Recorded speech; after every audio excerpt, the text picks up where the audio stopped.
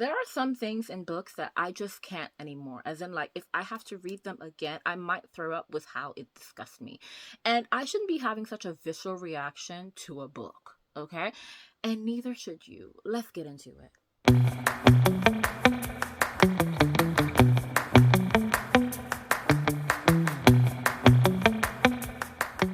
Hi guys, my name is Shelly. I am a lover of books, obviously, and really just having fun and, making commentary on everything to do with literature and, yeah, anything that books make me think of.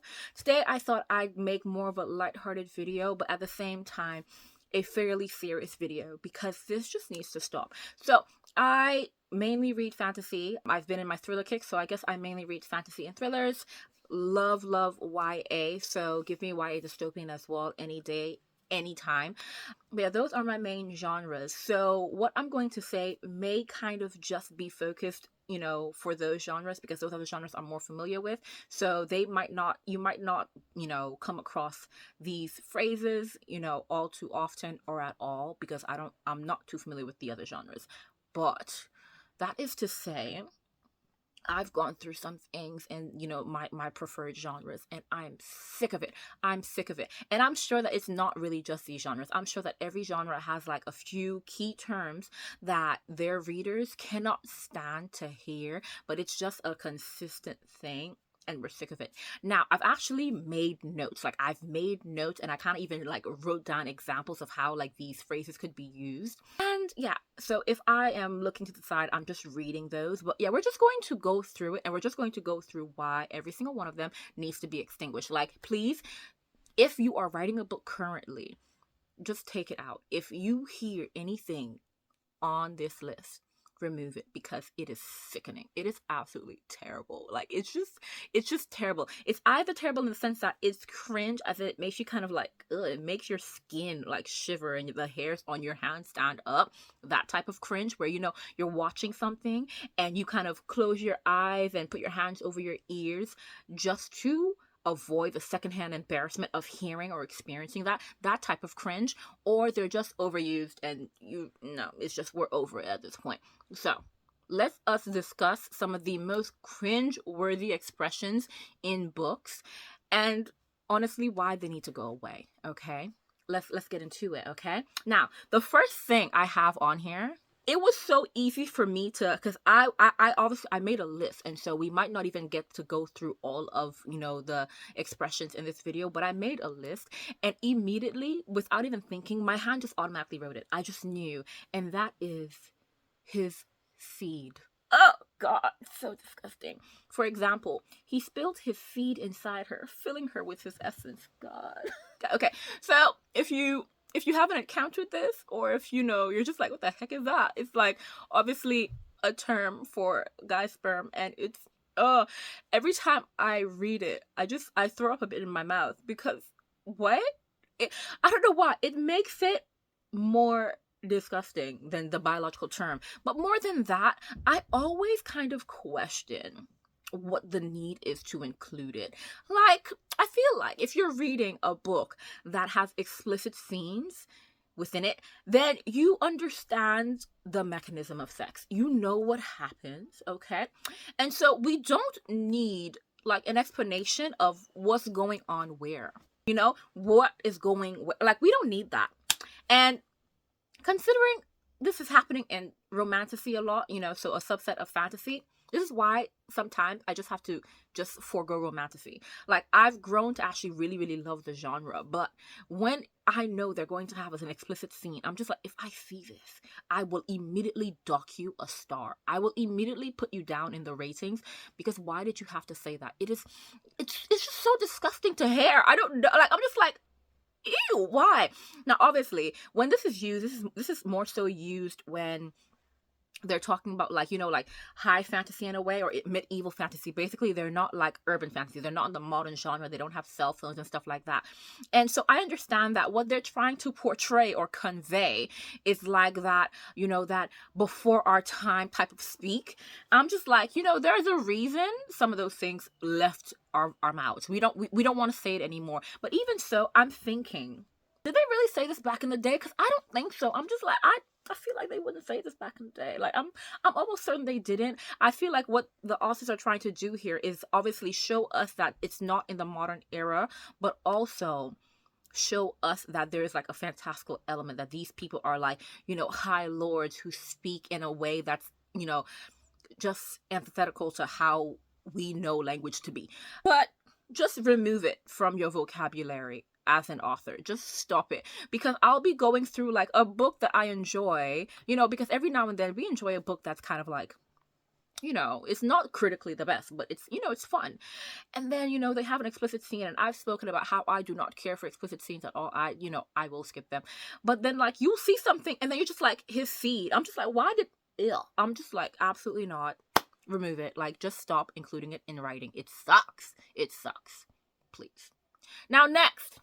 See, this one, I find this just to be, at this point, it's one of those overused one. So it's not so much the cringe aspect that it makes me want to crawl out of my skin type of cringe, but it's so overused that every time I see it, I'm just like, you can do better. As a writer, you can do better.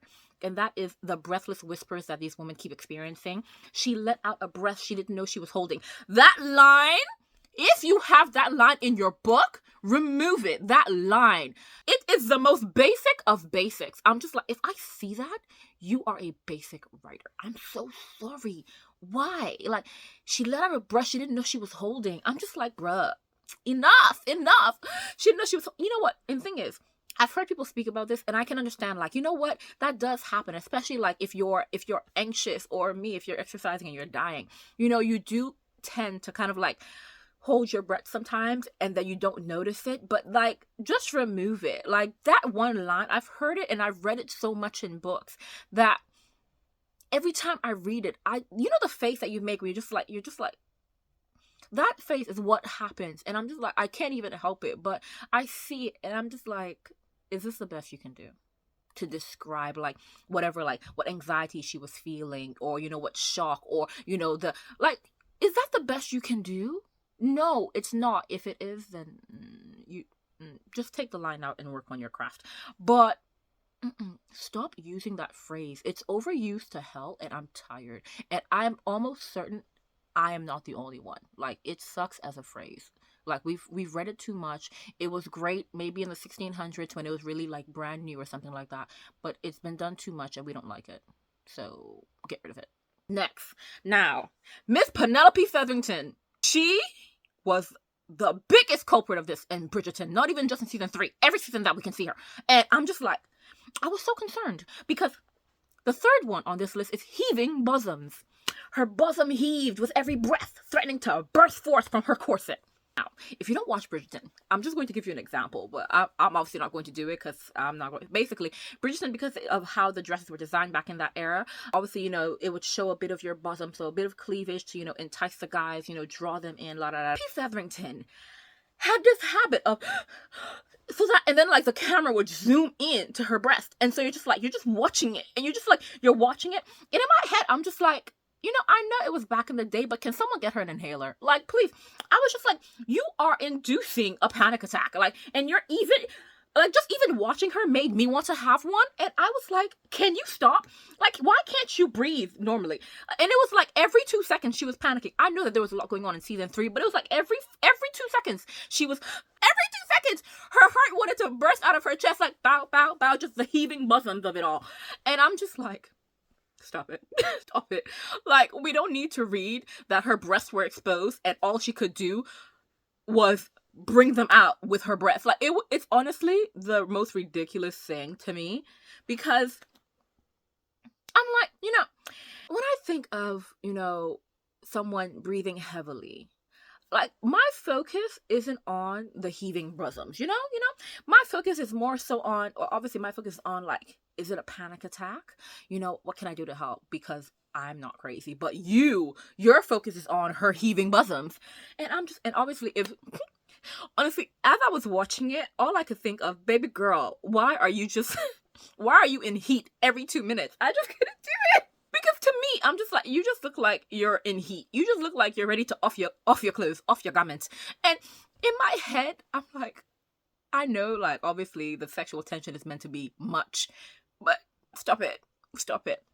And obviously, yes, I'm referring to the show, but like, even in books, when they're just like, the heaving bosoms, I'm just like, ew.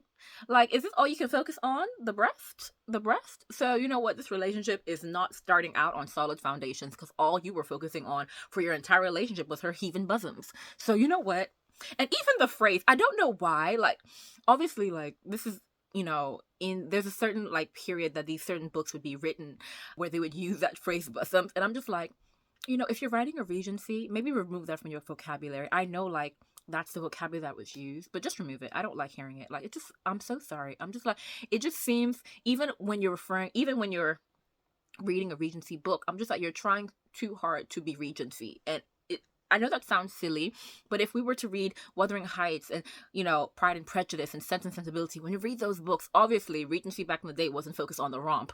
It was focused on, like, the story, and then, eventually towards the end we had a closed door romance because they didn't really, like, they did angst well, it didn't rely on the sexuality of everything.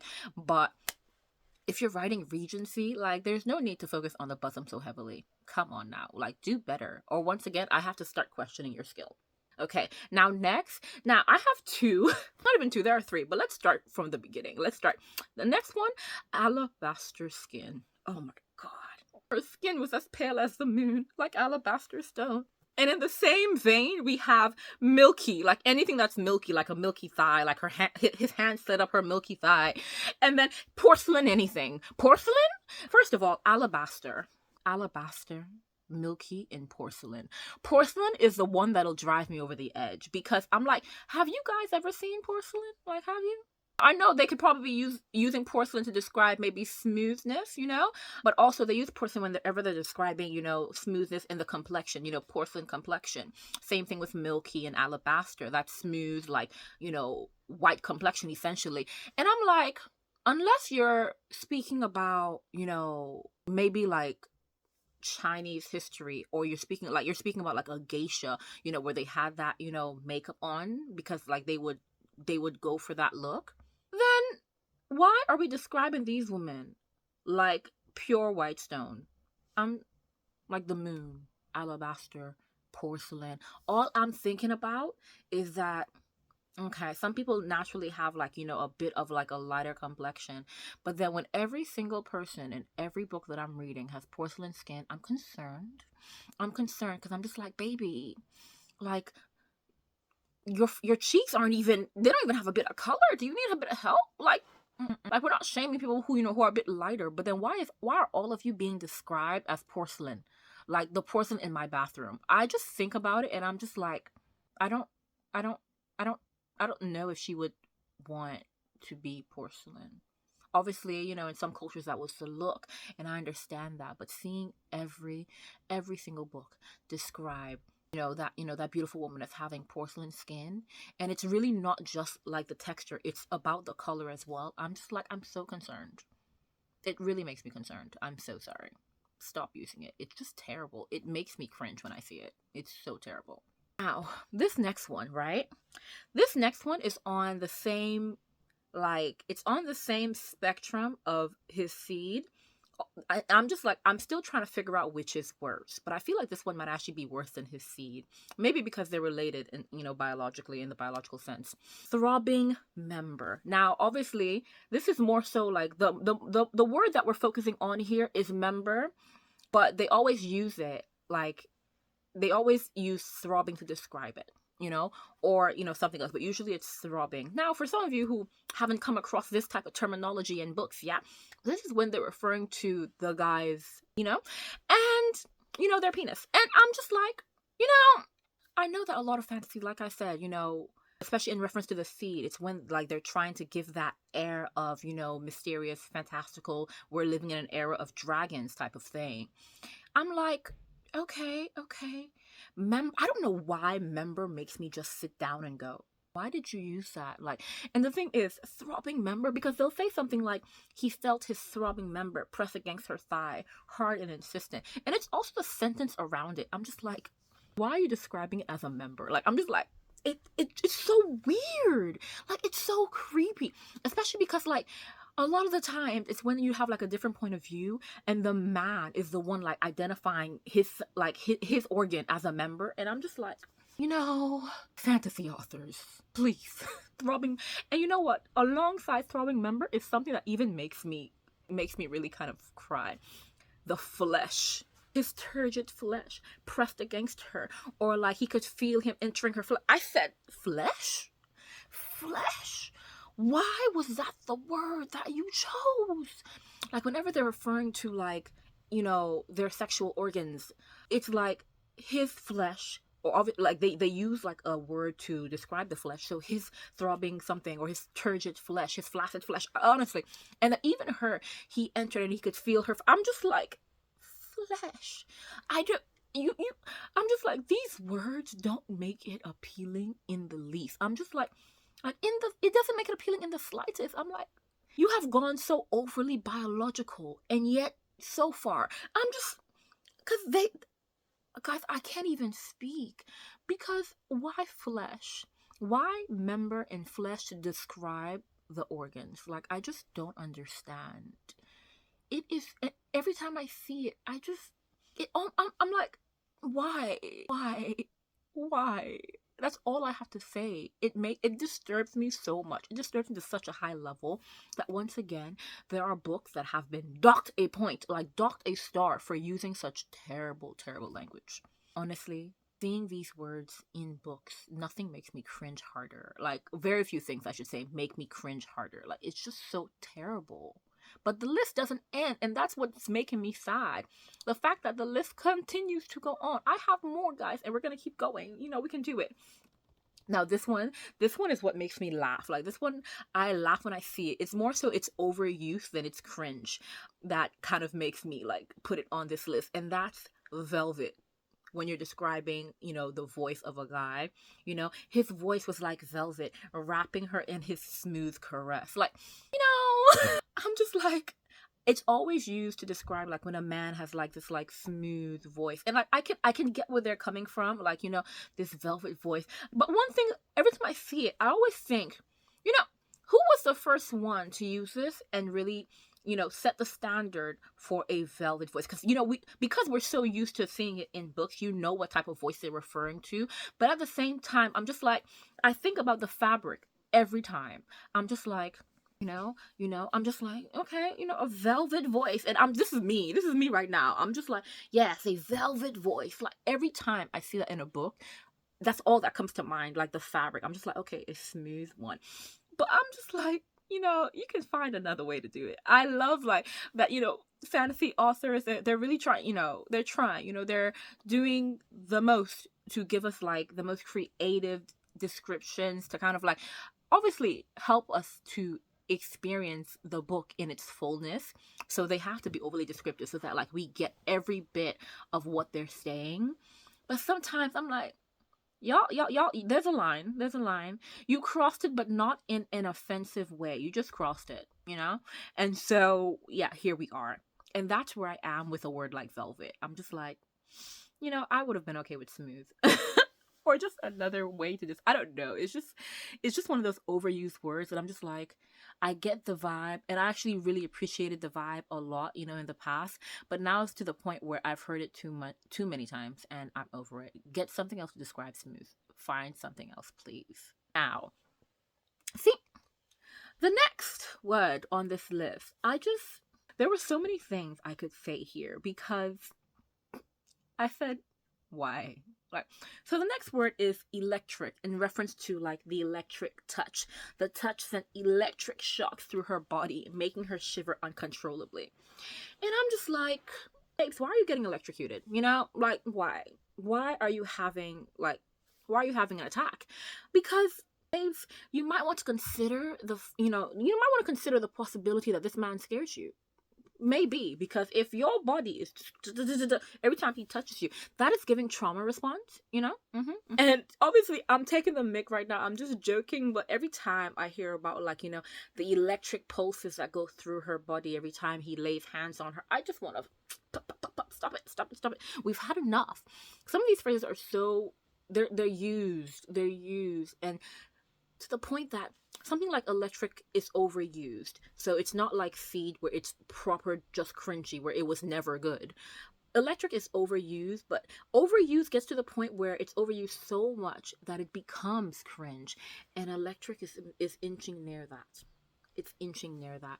And I don't want that for my fantasy books. Like, guys, there are some words that I'm just like, I know what you guys are going for. I know the idea that you guys are striving for, but you know what?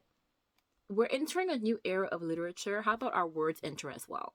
It's just we're doing too much, but at the same time we're not doing enough. Because if we were doing enough, we would have found innovative ways to say these phrases, or to express these feelings. We would have found more innovative ways by now. We cannot keep using these things anymore, especially because some of them are really just cringe. Like, they're really terrible. But you know what? These are kind of like my top 10, or the top 10 that I can currently think of in terms of like cringe-worthy expressions, but I know there are more. So you know what, guys, let me know in the comments, like, what are like your cringe-worthy expressions that every time you see it in a book, you kind of just go and you really just want to toss the book aside because why did you use that word? Like, just let me know.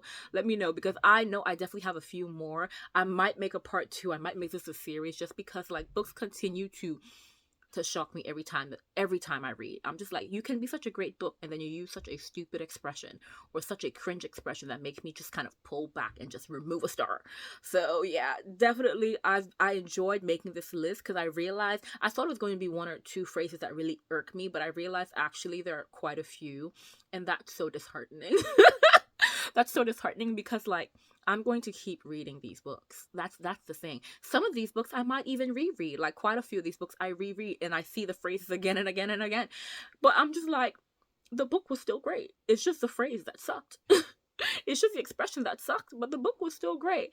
So yeah, guys, let me know, what are your like trigger points? Like, what are your trigger cringes? Because yeah, I know that there is so many more that I haven't even thought of, or that I have thought of and will definitely be going on my list. Let me know. But until next time, guys, I'll see you soon.